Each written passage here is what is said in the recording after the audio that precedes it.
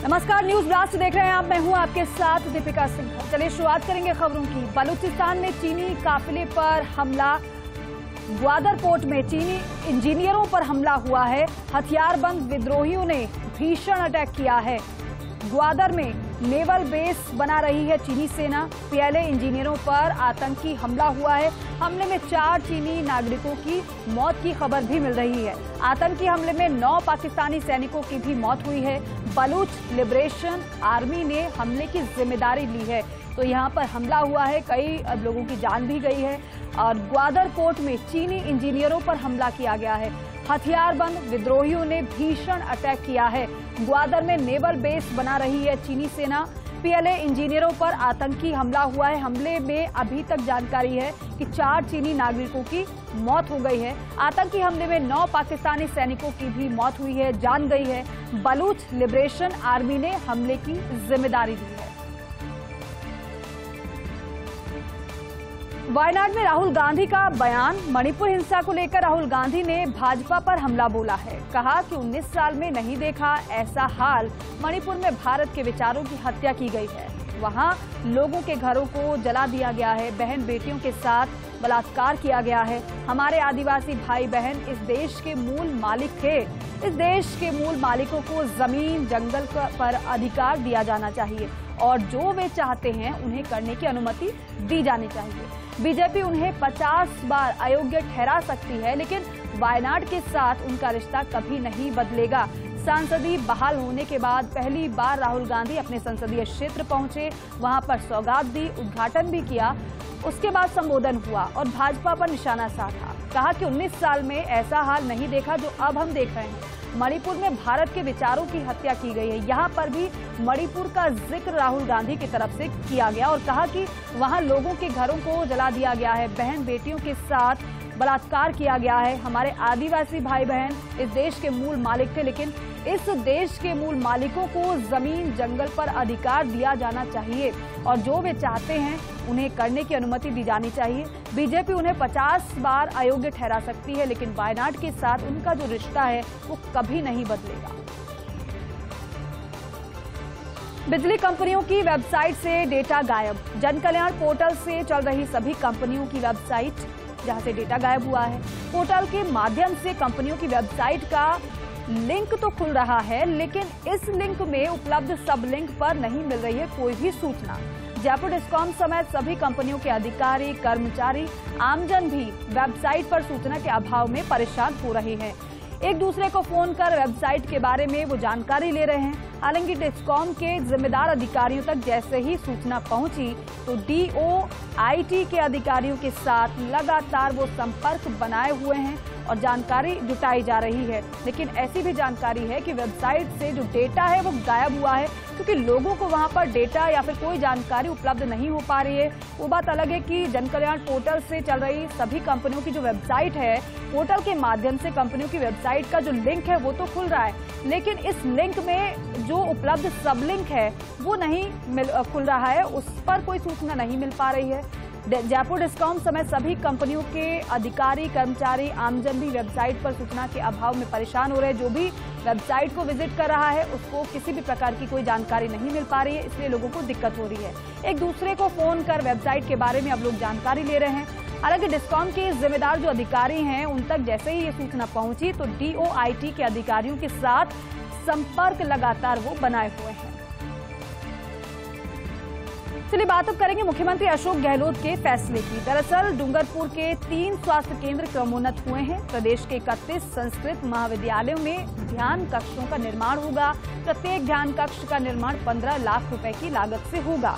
ये बेहद अहम फैसला मुख्यमंत्री अशोक गहलोत का। दरअसल डूंगरपुर के 3 जो स्वास्थ्य केंद्र हैं वो क्रमोन्नत कर दिए गए हैं, क्योंकि मांग लोगों की तरफ से की जा रही थी। मांग को पूरा एक बार फिर से मुख्यमंत्री करते हुए नजर आए हैं। यहाँ पर जो सौगात है वो इस लिहाज से बड़ी है क्योंकि प्रदेश के 31 संस्कृत महाविद्यालयों में ध्यान कक्षों का निर्माण होगा। मेडिटेशन की आज के समय में जो उपलब्धता है या फिर यूं कहे कि जो जरूरत है वो लगातार बढ़ती जा रही है।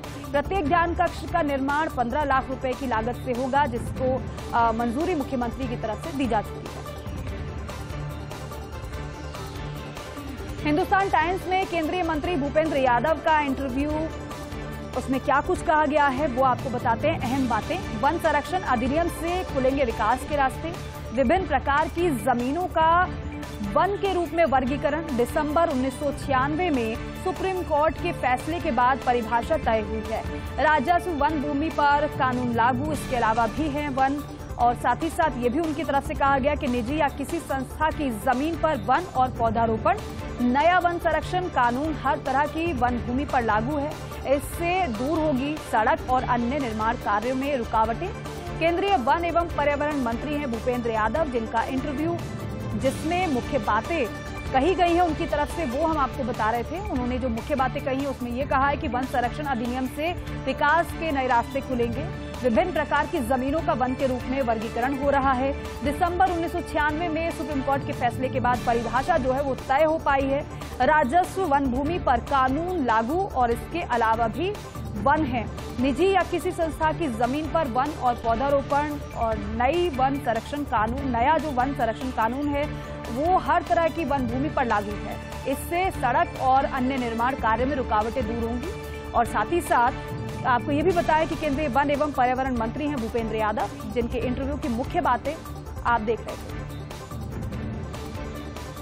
आंध्र प्रदेश में भाजपा के लिए संतुलन बनाने की चुनौती है, मुख्यमंत्री वाईएसआरसीपी नेता जगन मोहन रेड्डी दे रहे हैं केंद्र को समर्थन।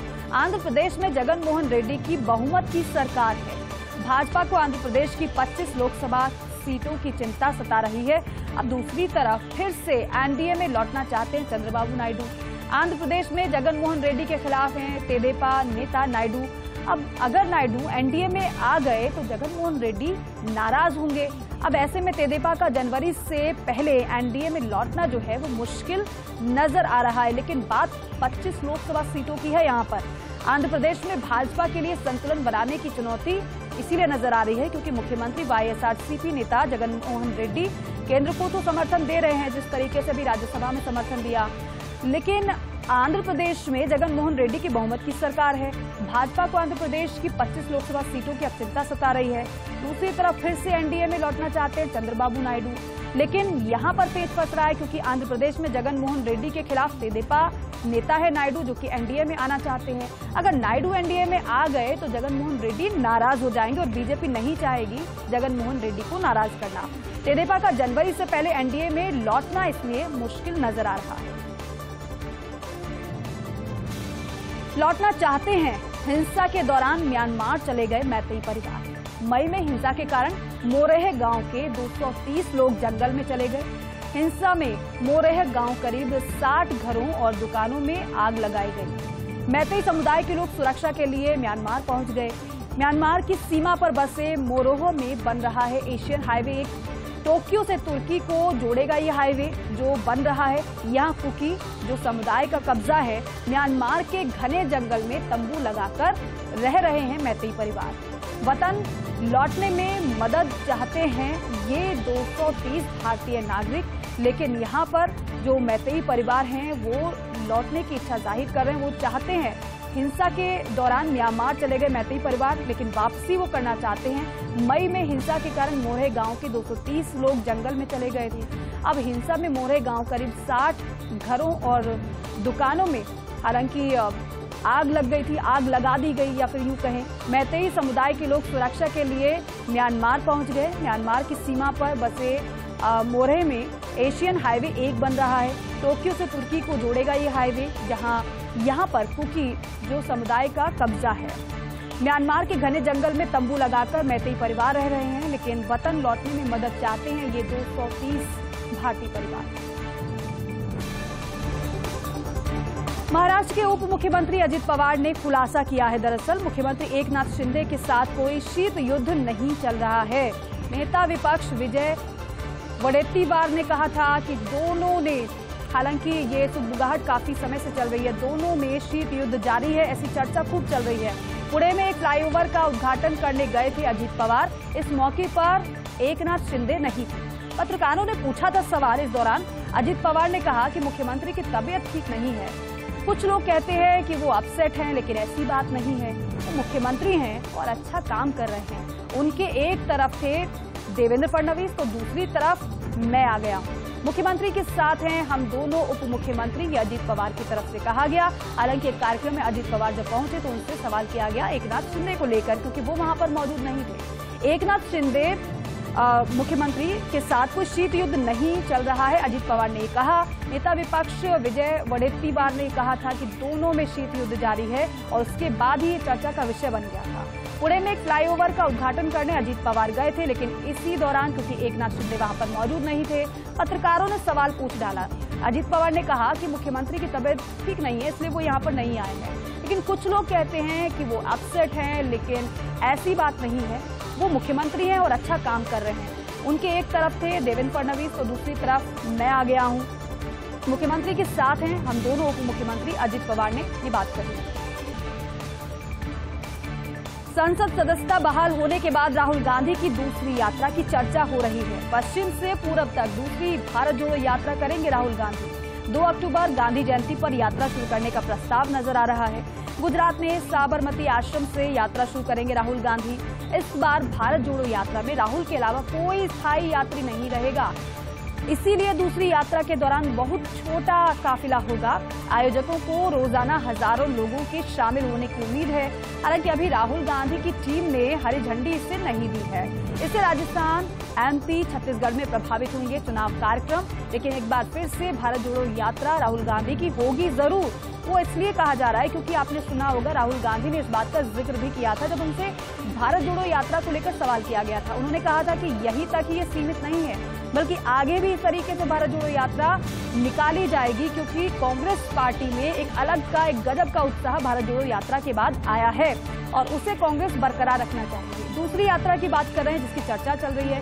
पश्चिम से पूरब तक दूसरी भारत जोड़ो यात्रा राहुल गांधी करेंगे। 2 अक्टूबर गांधी जयंती पर यात्रा शुरू करने का प्रस्ताव है।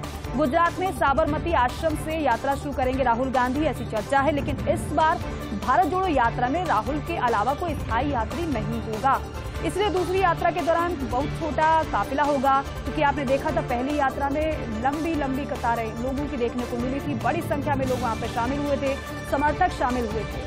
आयोजकों को रोजाना हजारों लोगों की उम्मीद है कि शामिल होने की। हालांकि अभी राहुल गांधी की जो टीम है उसने हरी झंडी से नहीं दी है। लेकिन अगर चुनाव कार्यक्रम की बात की जाए तो उससे राजस्थान, एमपी, छत्तीसगढ़ में चुनाव कार्यक्रम प्रभावित होंगे। और खास बात यह है कि तीनों ही राज्यों में इसी साल चुनाव है। पिछले दिनों नीतीश कुमार के बारे में आई किताब में खुलासा हुआ है। जून 1976 में आपातकाल के दौरान फरार थे 25 वर्षीय नीतीश कुमार। जयप्रकाश नारायण के संपूर्ण क्रांति आंदोलन के थे प्रमुख कार्यकर्ता नीतीश कुमार। पुलिस के पास नीतीश की फोटो नहीं थी, इसीलिए पकड़ना मुश्किल हुआ। एक मुखबिर ने बताई है पहचान। नीतीश कलाई पर घड़ी उल्टी पहनते हैं। नीतीश की कलाई में नीचे की तरफ होता है घड़ी का डायल। संयोग से अभी भी इस तरह घड़ी पहनते हैं बिहार के सीएम नीतीश कुमार। इस तरह घड़ी पहनने वालों में प्रधानमंत्री नरेंद्र मोदी भी शामिल हैं। लेकिन एक किताब आई है जिसमें इस बातों का खुलासा हुआ है। इन बातों का खुलासा हुआ है जून 1976 में आपातकाल के दौरान 25 वर्षीय नीतीश कुमार फरार थे। जयप्रकाश नारायण के संपूर्ण क्रांति आंदोलन के प्रमुख कार्यकर्ता थे नीतीश कुमार। ये जो तमाम बातें हम आपको बता रहे हैं, दरअसल एक किताब के जरिए इन बातों का खुलासा हुआ है।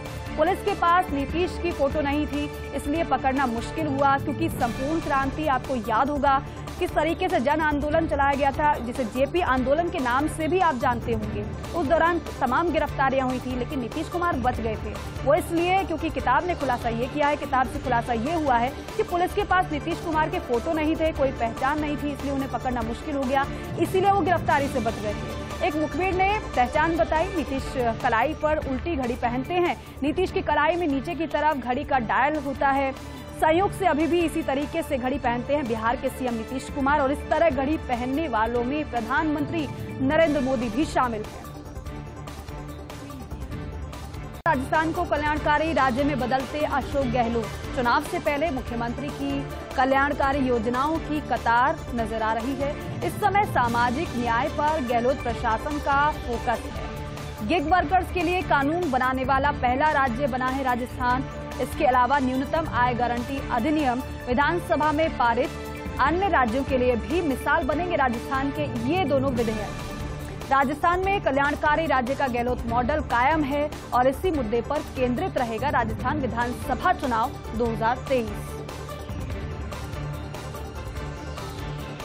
राइट टू हेल्थ बिल से जुड़ी बड़ी खबर है। जनता का आरटीएच का अधिकार देने के लिए कवायद तेज है। आरटीएच नियम व उप नियमों का तैयार किया गया है विस्तृत डाटा। आरटीएच नियम उप नियमों के लिए गठित समिति के सुझाव ड्राफ्ट में शामिल किए गए हैं। ILBS नई दिल्ली के निदेशक प्रोफेसर डॉक्टर SK सरीन को भेजा गया है। यह ड्राफ्ट जो कि तैयार किया गया है। ड्राफ्ट के साथ ही आरटीएच ट्रीटमेंट के लिए बनाए चिरंजीवी पैकेज की भी सूची और डॉक्टर सरीन की मंजूरी के बाद लीगल वित्त विभाग को ये आरटीएच ड्राफ्ट जो है वो भेजा जाएगा। हाई लेवल की मंजूरी के बाद राइट टू हेल्थ को किया जाएगा राजस्थान में लागू, जिसका मसौदा तैयार कर लिया गया है, भेज भी दिया गया है और वहां से जब इसे मंजूरी मिल जाएगी तो फिर आगे इस पर कार्य किया जाएगा। प्रदेश कांग्रेस पॉलिटिकल अफेयर्स कमेटी की बैठक 18 या 19 अगस्त को होगी। पीसीसी के वॉर रूम में बैठक। एक बार फिर बैठक लेने आ सकते हैं केसी वेणुगोपाल। कांग्रेस जो प्रदेश कांग्रेस प्रभारी सुखजिंदर सिंह रंधावा हैं वो भी बैठक लेंगे। कांग्रेस पार्टी के ऑब्जर्वर मधुसूदन मिस्त्री हो सकते हैं इन बैठकों में शामिल। CM Gehlot, PCC chief Govind Singh Dotasra, Sachin Pilot समेत प्रमुख नेता बैठक में शामिल होंगे। विश्व पर्यटन दिवस की तैयारी चल रही है। 27 सितंबर को है विश्व पर्यटन दिवस, जिसकी तैयारी की जा रही है। प्रदेश में स्मारकों व संग्रहालयों में पर्यटकों का प्रवेश निःशुल्क रहेगा। स्मारकों पर पर्यटकों का स्वागत किया जाएगा विशेष अंदाज में। राजस्थानी संस्कृति के अनुसार विश्व पर्यटन दिवस पर स्मारकों पर विशेष रोशनी भी होगी। स्मारकों पर लोक नृत्य व संगीत के कार्यक्रम भी आयोजित होंगे और जो पर्यटक पहुंचेंगे खासतौर पर उनका स्वागत किया जाएगा। सीएम अशोक गहलोत का बयान सामने आया है। कहा है कि केंद्रीय चुनाव आयुक्त की नियुक्ति के लिए लाया गया बिल सुप्रीम कोर्ट के फैसले की भावना के खिलाफ 3 सदस्यीय समिति का ये बिल लाया गया है। इस बिल से मुख्य चुनाव आयुक्त की नियुक्ति फिर से पूरी तरह से केंद्र के हाथ में है। चयन समिति में सुप्रीम कोर्ट के निर्देशानुसार चीफ जस्टिस को रखना चाहिए। मुख्य चुनाव आयुक्त की भूमिका स्वतंत्र रखने के लिए चीफ जस्टिस को रखना चाहिए, तभी संस्था में जनता का विश्वास मजबूत हो सकेगा। मुख्यमंत्री अशोक गहलोत ने ये बात कही है।